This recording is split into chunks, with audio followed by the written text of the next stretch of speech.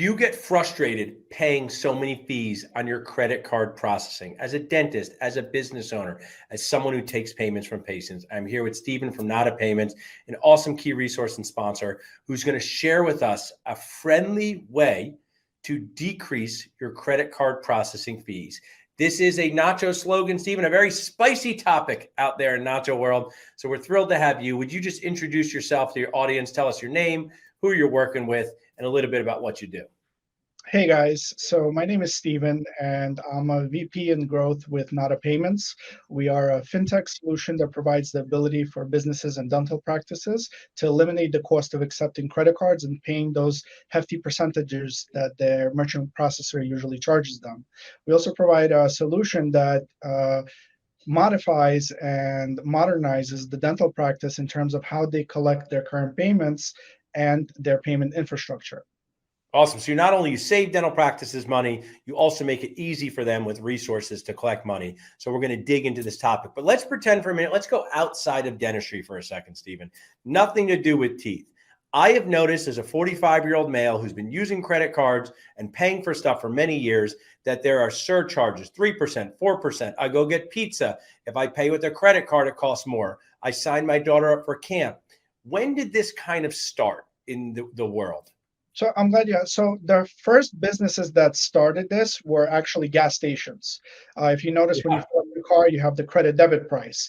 Back in 2013, they were the only businesses that were allowed to do that. And a few merchants from New York City actually got upset at that, and they wanted the ability to charge different fees and different amounts for different forms of payment. Prior to this, Visa, MasterCard did not allow this. So there was a huge lawsuit. It went up all the way to the Supreme Court, and the merchants won the lawsuit. And now you're able to actually charge whatever price you want for a different type of payment.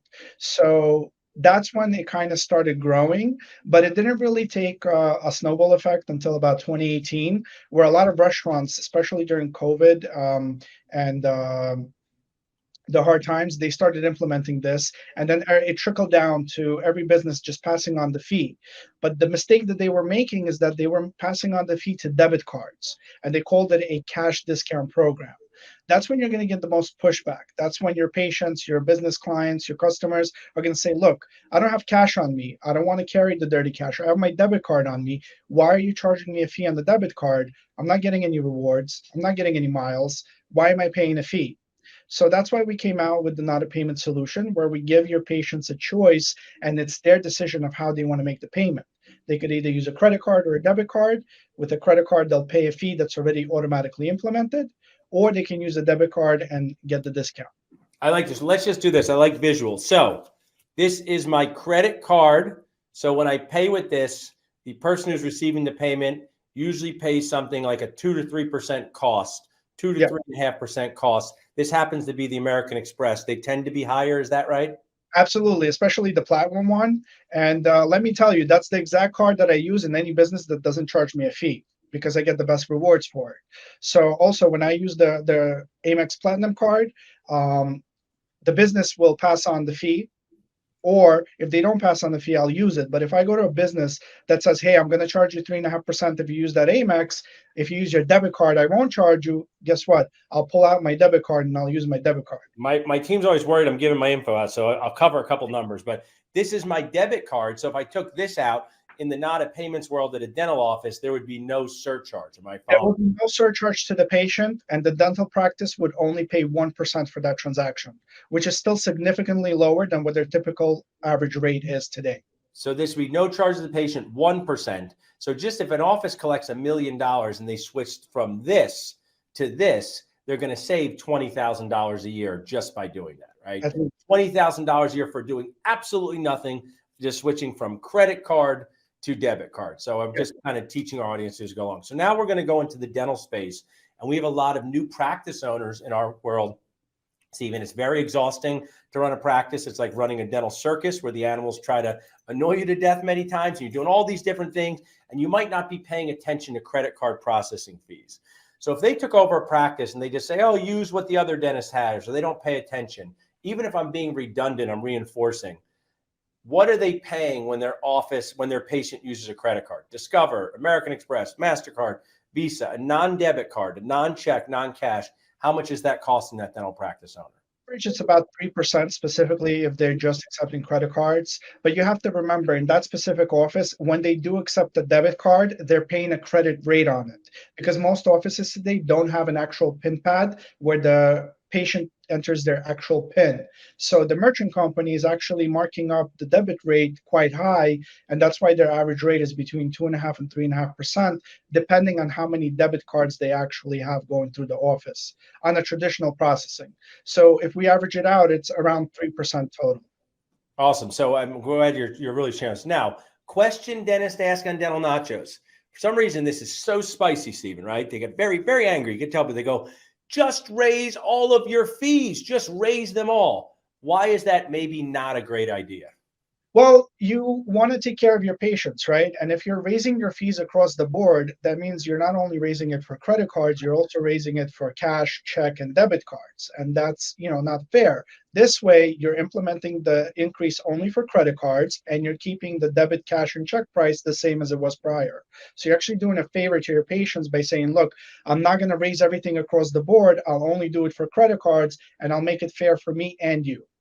I love that. And we talk about this, Steven, I have this here. This represents what it feels like to be a dentist and cry inside. Patients don't like you. So I want to share, if you pay $27,000 a year in credit card fees and you're able to save that in a decade, Steven, you've saved $270,000. So some of these decisions, just like they talk about the law of compounding interest, have an amazing impact year after year in your practice. And that's why I'm really glad to be talking about this. So that's why not raise all of your fees. Let's just go back to the do's and don'ts of the what you say across the counter. So maybe I'll just be the patient. I come up, I have a $5,000 cost. Maybe this is my office. I'm going to explore using this in my office. I know. So right now, if you come up in our office, you can pay with cash, check, or credit card, $5,000. And we're glad when people pay with check. We're glad when they pay with debit card and credit card. We just eat the fee. Maybe we're getting fat on credit card fees, right? So tell me what we can do with Nadapayments. What would that conversation be? You be the office manager, I be the patient.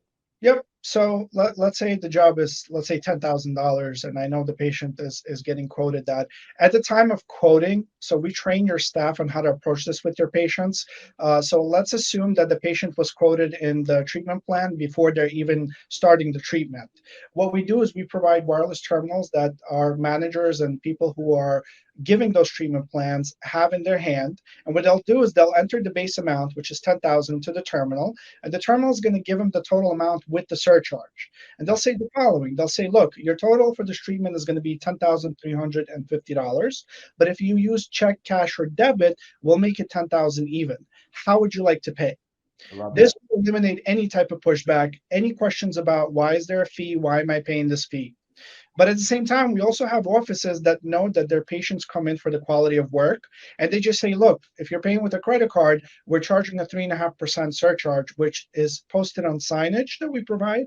And it's also posted on any footer of any treatment plan that you print out for the patient. So it really depends on how you want to approach this with your patients. We work with you on both ways, and we train your staff as well on how to approach it. I think it's an awesome system. I mean, you have normalized something that was used to be abnormal. When I was a kid and went out to eat with my grandmother, dessert was included in the meal. I always thought, am I going to get pudding? It was a big part of my childhood. Huge fan of pudding. Now, dessert's rarely included in the meal. It's an a la carte price. So now, whether it's my daughter's camps, even I have an awesome team member who, for her child's daycare, she brings a check every week just to avoid the credit card processing fee. And what I think is, I had a great management coach, Steven, said people don't argue with their own decisions. You say to your child, do you want M&Ms or Reese's Pieces? They got to pick one. When you say to your patients, how would you like to pay? You're giving them all the power, because just to reiterate, check, no fee, cash, no fee, debit card, only 1%, and credit card, they pay. I'm sorry, Paul. So the debit card, the patient doesn't pay. Oh, so even better. So even if practice pays 1%. Right. So if the practice even wants to, they're going to still benefit in comparison to using this American Express card. So I mean, what dentists like is examples. We say stuff to patients like, hey, Steven, you're my patient. I'm going to do an implant on you. It's going to help you chew and smile. And you go, does anybody else like implants? Who else have you done this on? Show me somebody else. So dentists love success stories. you don't have to use names, but what kind of impact have you had on some of your clients? They said, man, I'm so glad I used Nadapayments. Now I'm saving $17,000 a year. Tell us one of those success stories. So our biggest success story in terms of savings, we have two types of success stories, right? The savings is a big one because they're putting back more revenue into the business. We had a location, a practice that had 8 locations. They did over $3 million a year in business, and we're able to save them a substantial amount, not on an annual, but on a monthly basis as well. In terms of what else we've been able to do for practices is we're actually able to modernize the way they accept payments. In today's day, almost maybe I would say 60% of offices just have a standalone terminal that prints the receipt paper, and they have to take that paper, put into the chart. And it's a very old school program. What we do is we digitize everything for you. We give you the terminal. It's connected to an online gateway that gives you a lot of features that you're able to implement, such as cards on file, billing invoices via email, creating payment links on your website, collecting or making recurring or installment plans from credit cards for patients that you want to break down big balances for. And this makes your management team's lives easier because now they don't have to look at the calendar every day and see who they have to charge. They don't have to write down the credit card numbers in the little notebook and know that on the first of the month they have to open it, charge it, and not be PCI compliant. So we're able to implement those solutions as well, aside from all the savings. But the biggest success is we had an office that was saving about, I would say, about $12,000 a month in fees. That's just one product. That's a lot of money. For a smaller office that has, let's say, $300 in fees monthly. Yeah, the savings don't matter because what are they going to save? 80% of that? Okay, but what they'll get is the benefit of modernizing their infrastructure of payment collections. Yeah, just call it frictionless payments. So I love that you not only save offices money, you give dentists a chance to get back. It's not easy to be profitable as a dentist. So there are ways to be more profitable. And then also streamline the payment system. People can text NADA to 215-543-6454 to learn more. You can reach out to us at dentalnachos.com. When someone reaches out to you, Steven, as your what happens? Do they get on a demo? Do you talk to them on the phone? When they go to your landing page for Dental Nachos, which my team is dropping in the comments, or they text NADA to 215-543-6454, what happens?